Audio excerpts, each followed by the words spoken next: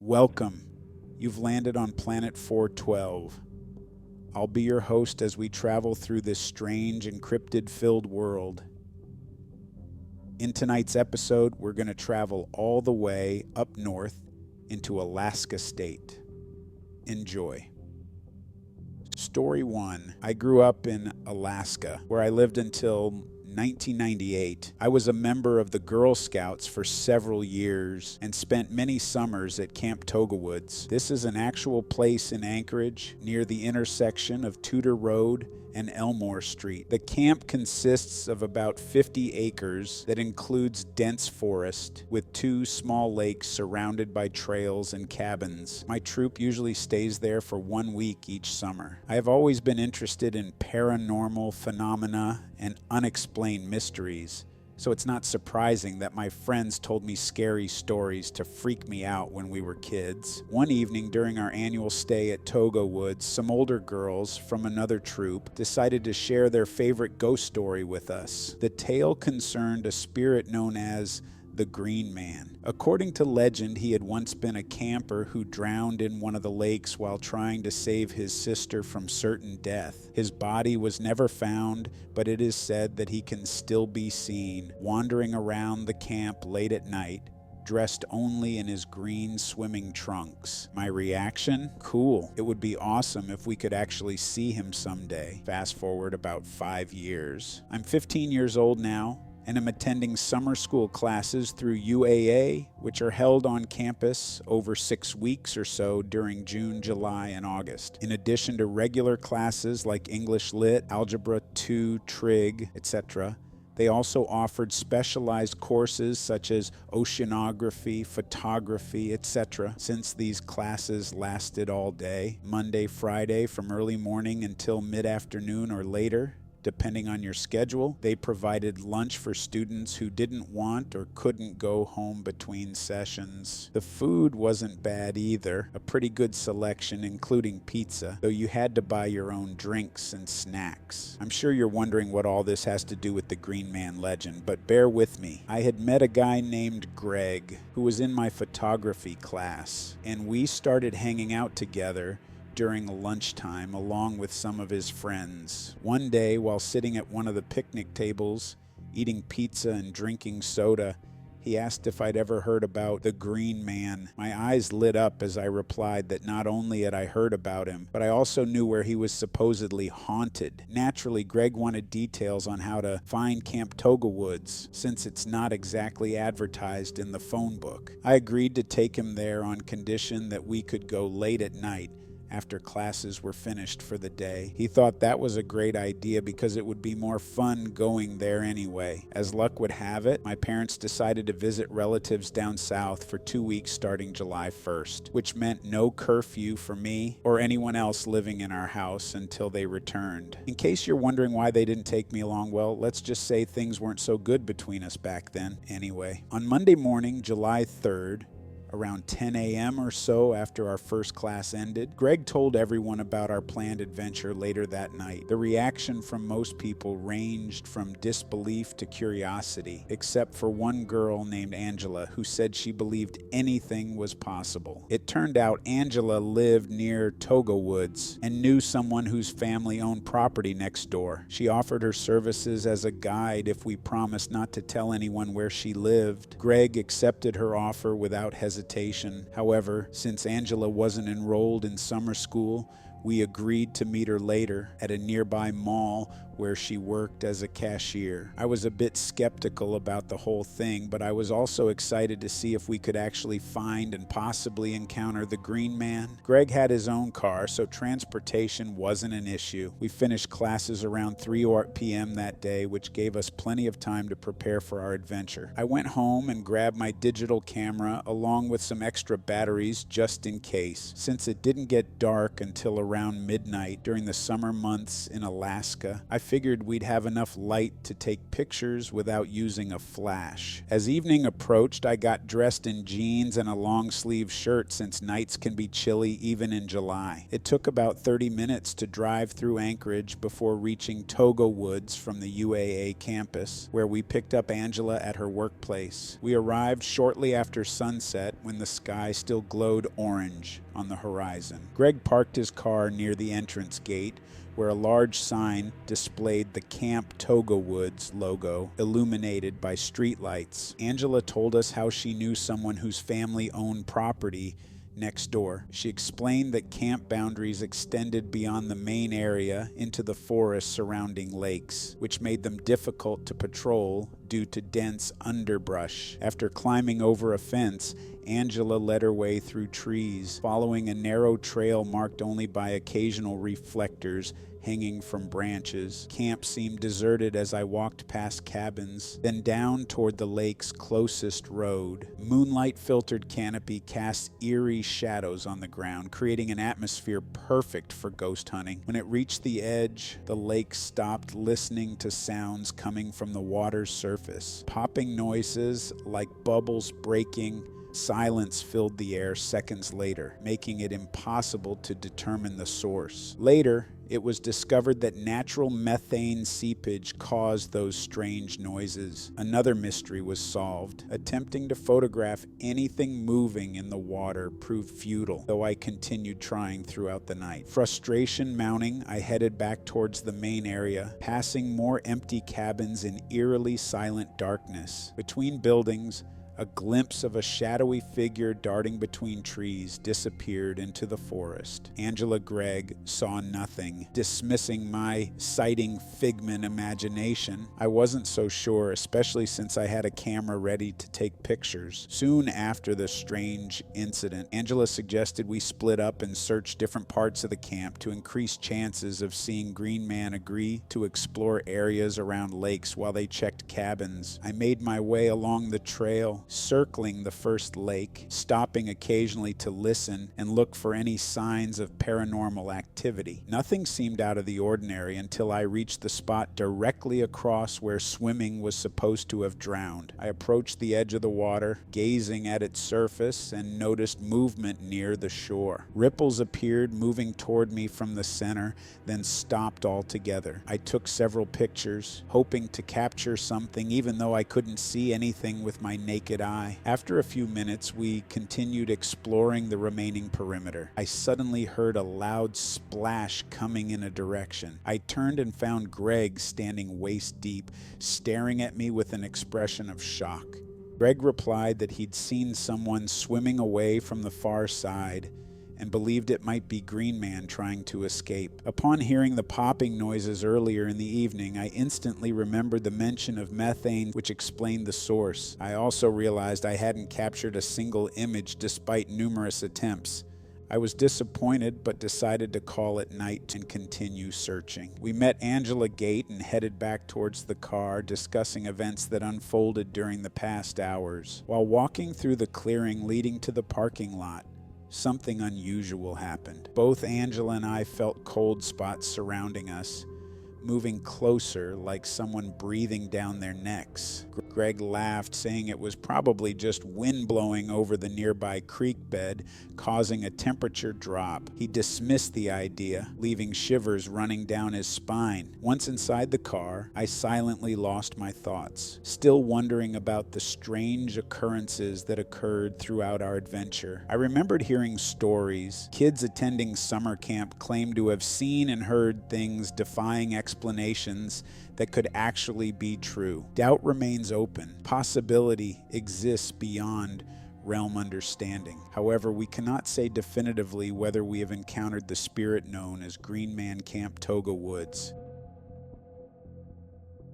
Story 2. I am a 49-year-old male who lives in Anchorage, Alaska. I have lived here all my life, and I can say that this place is not like it used to be. The stories I could tell you would fill several books. There are so many strange things happening here now. I will start with one of the more memorable incidents from when I was about 12 years old. It was summertime, and school had just let out for the year. My friend Mike and I were riding our bikes around town looking for something to do, as we usually do during the summers. We decided to ride over to an area called Russian Jack Springs Park. It's a large park with baseball fields, tennis courts, picnic areas, etc. It also has a very large forested area where people walk their dogs or go hiking on trails. The whole park is surrounded by neighborhoods on 3 sides, but there is also another wooded area across from the park that leads down into a ravine, then up again onto what locals call the hillside. This part of town backs right up against Chugach State Park. There are houses along the road going through this wooded area before you reach Russian Jack Springs Park. But once past those houses, it's nothing but wilderness. Mike and I rode our bikes into that wooded area heading towards RJS Park because we knew of some good bike jumps in there. About halfway through, we heard rustling sounds coming from within the trees off to our left. We stopped immediately, trying to see what was making these noises.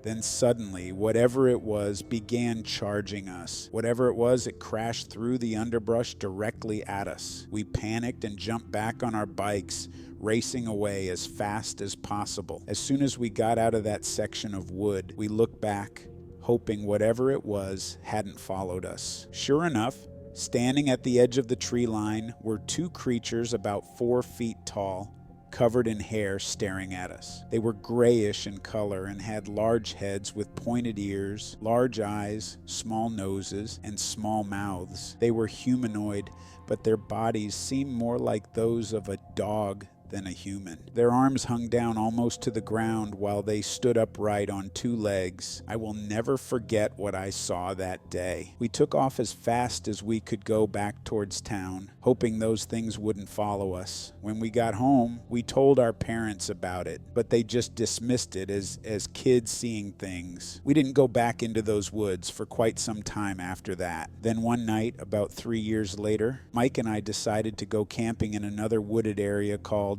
Abbott Loop Community Park. It was around 10 p.m. when my friend's father dropped us off there with all our gear. We set up camp right next to a ball field under the lights. About an hour later, we heard something coming through the trees, heading straight for our campsite. Something came to a halt right behind the spot where I had set up my tent. Mike said he wasn't going out there, so I grabbed my flashlight, unzipped my tent, and went outside looking around. That's when I spotted something crouched down low between 2 trees, watching me. I shined my light on this thing, then suddenly whatever it was ran away, crashing through the brush. It looked very similar to what Mike and I had seen several years earlier, only this creature seemed larger. At first, I thought maybe someone dressed up in a costume was trying to scare us, or possibly hurt us. So naturally, being curious about these kinds of things, even though most people would run from them, I gave chase. This thing led me through thick forested areas until finally reaching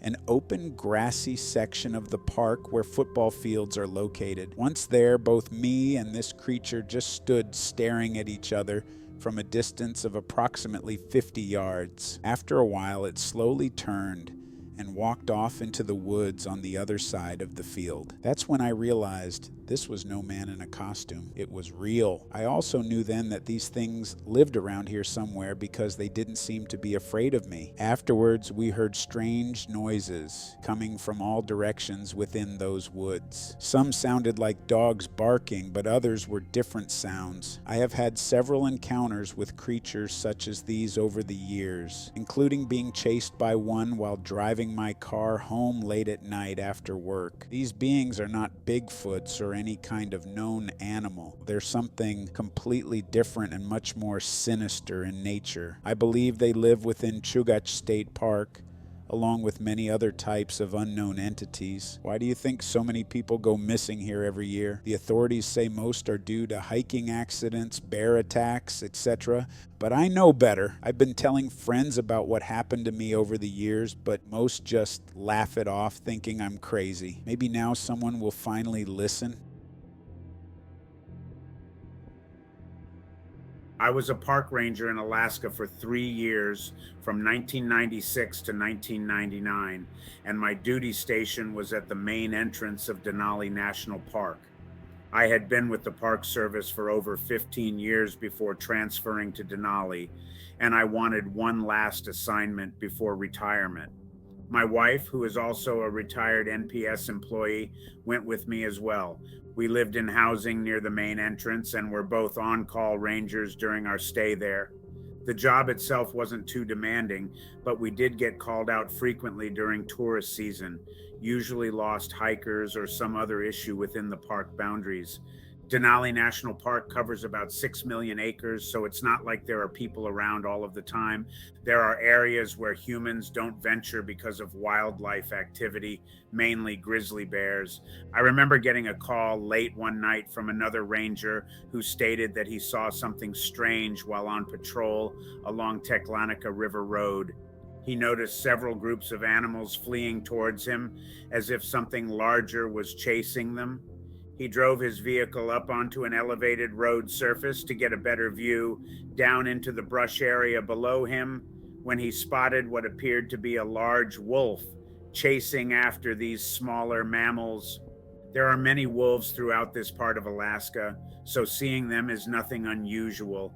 But what happened next is really hard to explain. The wolf stopped suddenly and looked up towards where my fellow ranger was observing from his truck, and then stared directly at him. He said that it appeared as though this animal recognized him, almost acknowledging his presence. Then, without any warning, this thing turned around and walked back into deeper cover. My friend thought maybe it was just his imagination playing tricks on him until he realized that most of those small mammals had stopped as well, almost frozen in place.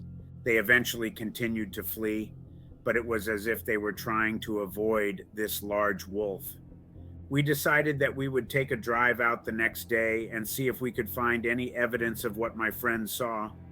We loaded up our gear and drove along Teklanica River Road until we reached an area where the brush was thicker than in most other areas. I parked the truck on an elevated road surface and walked towards the edge with binoculars in hand. It took about 10 minutes before I spotted something moving below us. The brush was thick, so it wasn't easy to make out exactly what it was. I called for my wife to come over with her binoculars and asked her what she thought. She said that she couldn't really tell, but there appeared to be some kind of large animal moving through the underbrush. I looked again and noticed that whatever this thing was seemed much larger than a wolf or bear. My wife suggested taking some photos, so I got out my camera equipment, which includes a telephoto lens attachment. The visibility wasn't great due to the heavy cloud cover, but I managed to get off several shots after adjusting for lighting conditions. Once developed, those photos revealed something very strange. The creature did appear like a huge wolf at first glance, though its size made me think otherwise. There are wolves throughout Denali National Park, so seeing them isn't unusual at all. It's difficult to view these images because of how dark they are in low light conditions, so you can only imagine our surprise when we enlarged one photo, which showed more detail. Alongside one particular image, you could clearly see another figure standing nearby, a human. My wife insisted that this must be someone dressed up in costume. I don't know why someone would do this, but it does happen on occasion. I was more concerned about the animal in question and decided to have my friend come over and take a look at these photos. He stated that he had seen something similar before while working in another park up north. He said that he couldn't be sure what exactly we were looking at, but did mention the possibility of an unknown species or some type of cryptid living within Denali National Park. We never made any public statements regarding our findings, nor did we contact anyone from the Park Service or other agencies. Our superiors knew about our concerns because they received numerous reports from people who claimed to see large wolves with human-like features in various areas around the park. Some rangers even encountered strange tracks that didn't match any known animals. I saw those tracks myself. These incidents happened during tourist season, so there was no way to keep everything quiet. It got worse when several tourists disappeared without a trace. Rumors circulated that wolves may have attacked these folks, and there are many reasons why people disappear within Denali National Park, including wildlife attacks, mainly grizzly bears. So you can understand why NPS wanted to avoid negative publicity. As for us, well, we transferred out shortly after my wife and I discovered those photographs. Now you know why we kept this information quiet for all of these years.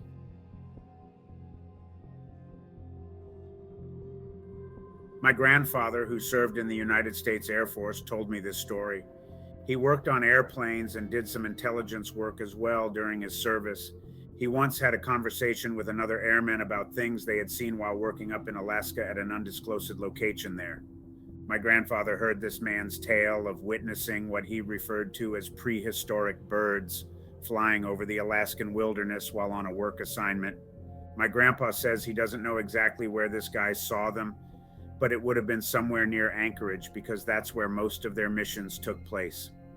The man said that one day when he and two other guys were out flying around doing whatever they were supposed to be doing, all three of them suddenly spotted something large and strange looking soaring through the sky above them.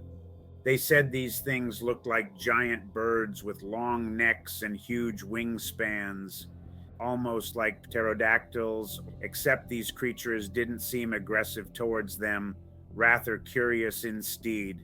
This happened sometime between 1960 and 1965, I believe. There could still be living dinosaurs roaming around parts of our planet today. The man said that these creatures were so big and strange looking that they seemed like something out of a science fiction movie. He described them as being about the size of small airplanes with wingspans at least 40 feet wide. The bodies appeared to be covered in feathers from head to tail, almost like pterodactyls or something similar. But unlike those ancient reptiles, these birds had long necks, and their heads were perched on top of those necks. They also had large eyes, which made it seem like they could see everything going on below them.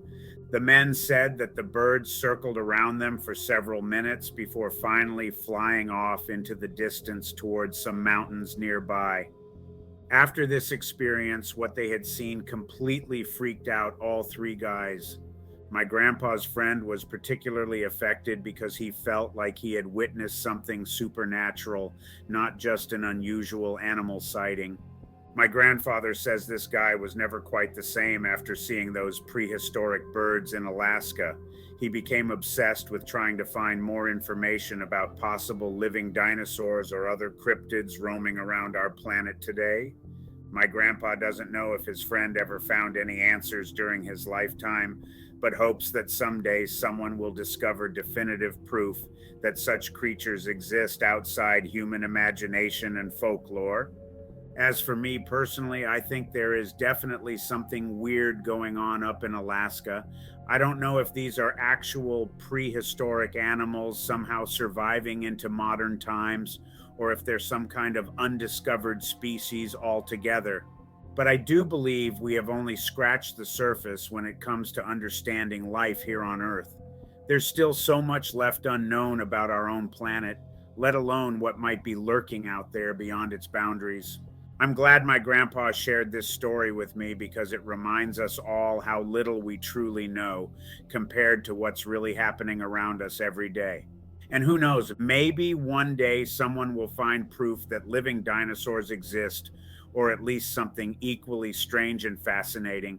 Please keep in mind that this is all speculation and there's no concrete evidence to support any of it.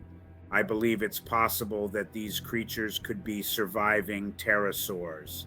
a group of flying reptiles that lived during the Mesozoic era alongside dinosaurs. Pterosaurs were some of the largest animals ever to take flight, with wingspans reaching up to 40 feet or more. They had long necks and heads perched on top, just like how the eyewitness described these birds.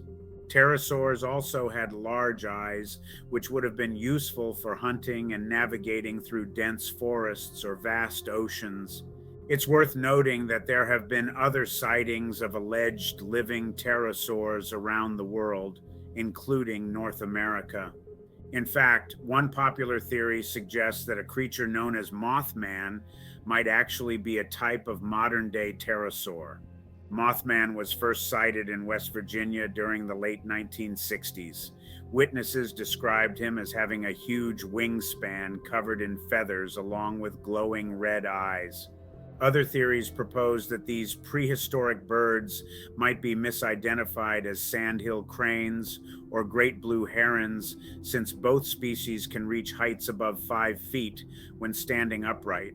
But neither bird has such an enormous wingspan, nor do they have long necks or head placements like what was seen by those men. Alternatively, perhaps these are undiscovered species altogether, something completely new to science. It wouldn't surprise me if we're still finding unknown animals lurking out there beyond our knowledge. There's so much left unknown about life here on Earth, let alone what might exist beyond its boundaries.